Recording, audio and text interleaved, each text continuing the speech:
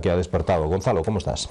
Pues muy bien, muy buenas noches, y ciertamente enfadado con la actitud del gobierno, que creo que es a todas luces injustificable en esta materia. Pero bueno, ¿había otras opciones? Eso es lo que nos sorprende, porque nos han dicho hasta la saciedad que no hay más, que había que acatar la sentencia. Pues mira, no es que uno sea original cuando plantea que hay otras opciones. Por supuesto que hay otras opciones. No solo es que había otras opciones, sino que por propia definición el Tribunal Europeo de Derechos Humanos, la Corte Europea de Derechos Humanos, el Convenio Europeo de Derechos Humanos no se aplica a materias que afectan a la seguridad nacional, y no creo que a estas alturas nadie dude de que el terrorismo, entre otras cosas, afecta a la seguridad nacional, y lo mismo una eventual excarcelación de reclusos peligrosos afectarían a la seguridad nacional, entendida no solo frente a un enemigo exterior, sino también como aquel elemento que garantiza la paz social. Pero lo explicaré, y para eso quizás sea necesario centrar qué es el Convenio Europeo de Derechos Humanos, qué es el Tribunal Europeo de Derechos Humanos y qué es el Consejo de Europa. Después de la Segunda Guerra Mundial, y en el seno del Consejo de Europa, en este caso, luego ratificados por la ONU, pero esencialmente en el Consejo de Europa, se creó el Tribunal Europeo de Derechos Humanos y se aprobó la Carta Europea o el Convenio Europeo de Derechos Humanos. Y ya digo que es en el seno del Consejo de Europa.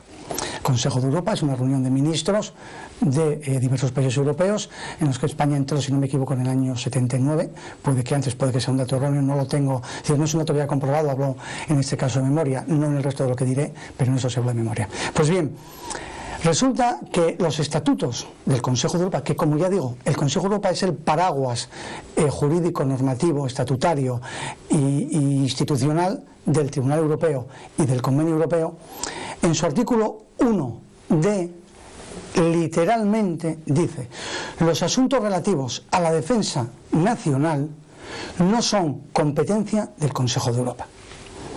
A partir de ahí cabe plantearse si un organismo que está dentro del Consejo de Europa, como es la Corte Europea de Derechos Humanos, y el acervo jurídico del Consejo de Europa, como es el Convenio Europeo de Derechos Humanos, resultarían aplicables a aquellas materias que afecten, como dice el apartado D, a la defensa nacional.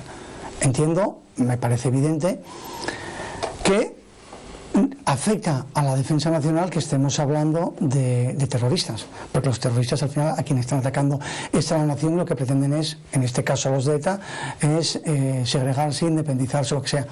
De todo punto es una materia de defensa nacional, y por lo tanto es una materia excluida de conocimiento del Tribunal Europeo de Derechos Humanos. Hasta ahí la cuestión es clara, cristalina, y por lo tanto no sería en ningún caso ejecutable. Es más, es una decisión técnica y jurídicamente ilegal, porque carece de competencia. Preguntémonos entonces qué ocurre. ¿Por qué el gobierno acude tan raudo, tan presto a aceptar esto? Porque se hace todo tan rápido, además. Claro. Lo primero que pretenden, y como esto es evidente, entiendo que la rapidez viene explicada por esto. Es decir, en cuanto entrase en el debate el acervo jurídico, la cuestión jurídica, el gobierno se iba a ver enfrentado a una situación en la que no le iban a permitir maniobrar, y se iban a ver obligados a dar marcha atrás, no aceptar la decisión y mantener la doctrina Parot. Por eso se hace tan rápido, para que una vez hecho ya haya poco que discutir y ese tema pase a un segundo lugar, y de lo que estemos hablando es de la crueldad de que unos terroristas malísimos o unos violadores malísimos estén en la calle. Es decir, nos hurtan el debate de fondo para que esto sea una cuestión de piel. Es decir, buscan una excusa para lo que yo entiendo que es evidente, el camino iniciado en el famoso proyecto ZP, que suponía cambiar España por todas partes, no solo moral, sino también políticamente, y que entiendo que el gobierno del PP de Rajoy lo está secundando punto por punto. Quizás alguien puede decir, bueno, es que ya que ahora no hay ETA, a lo mejor con esto podría suponer dar una excusa para que volviesen a matar. Mire, si ese es el precio de cumplir la ley, paguémoslo. O sea, yo lo tengo muy claro, nada por encima de la ley y nunca nada por encima de la ley. Y si la norma jurídica, la ley en este caso, entiende que no es aplicable y que la doctrina es correcta, pues no hay más que hablar. Es decir, señores, sigamos cumpliendo y que esa gente siga en la cárcel el mayor tiempo legalmente posible. Punto. ¿Qué ocurre? Que evidentemente lo que hablamos, hay una evidencia de unos pactos, una hoja de ruta que supone tener abierto unas instituciones, que supone, pues bueno, ir poniendo a toda esta gente en la calle, que ya lo supuso antes con otros terroristas por unos motivos curiosísimos de que se nos va a morir en 15 días y esos 15 días van a ser 15 años. Es decir, parece que es evidente lo que están haciendo es poco más o menos que engañarnos. Yo lo tengo claro. Porque además me he tomado la molestia de leerme la sentencia, no en su integridad, pero sí la nota explicativa que sacó inicialmente el Tribunal Europeo de Derechos Humanos, y es jurídicamente un disparate. O sea, es un auténtico disparate el sostener, como sostienen como categoría, que una aplicación distinta de la ley suponga una aplicación de la misma ley, suponga una aplicación retroactiva en perjuicio de la ley, en perjuicio del reo. Eso no es cierto. Es decir, la ley se aplica y la ley admite una serie de matices. La ley admite perfectamente, y la doctrina era impecable, oiga, lo aplicamos al 100% o lo aplicamos solamente al efectivo cumplimiento, y en un momento dado la jurisprudencia entiende que nada se opone a que se aplique al efectivo cumplimiento, perdón, a la totalidad de la condena. ¿Para qué? Pues para evitar situaciones sonrojantes. Pero es que además podemos cuestionar el contenido de la doctrina Parot, podemos cuestionar si lo que se le interpreta para reducir condena es interpretable o no. Es decir, exámenes que no se hacen regularmente, matrículas universitarias que no se hacen regularmente, trabajos que efectivamente no se hacen. Podemos decir, oiga, ¿quién valora que eso valga para reducir condena? El problema que tenemos aquí es un problema de que todas las instituciones están, en mi opinión, en este caso, implicadas en que esto sea así y se opte por la decisión que se está tomando.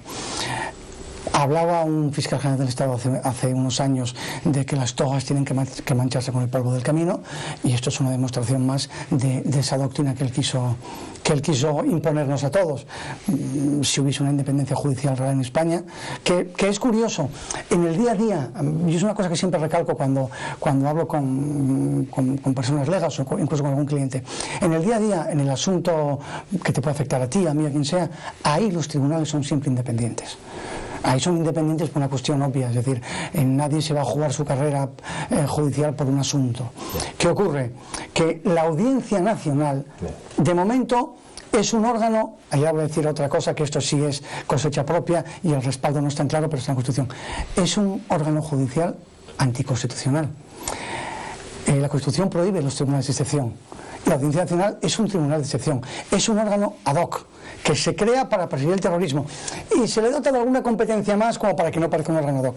Pero claro, como tal órgano ad hoc es un órgano político, los jueces que ahí están son en su mayoría jueces políticos, es gente que su carrera profesional no les llevaría a un órgano de tanta preeminencia tan rápido, porque tenemos que tener en cuenta que la Audiencia Nacional tiene el mismo estatus un juez allí que un juez de una audiencia provincial, y evidentemente hay un tipo de perfil que es más bonito, es más chulo, digámoslo así, está en la Audiencia Nacional porque sales en la tele. Entonces al final son jueces políticos, son sentencias políticas, son muy poco jurídicas, son muy poco técnicas, y en el fondo lo que es una coartada para que la política pueda hacer con el terrorismo, en este caso lo que le interese, que es lo que está haciendo, que es llegar al pacto con el fin que ellos buscan. Es decir, hemos dado marcha atrás muchos años, hemos perdido 8 años con Zapatero y parece que estos 4 con Rajoy los vamos a perder también, del camino que habíamos iniciado, que era estricto cumplimiento de la ley hasta el final, que es la única forma de acabar con el delito.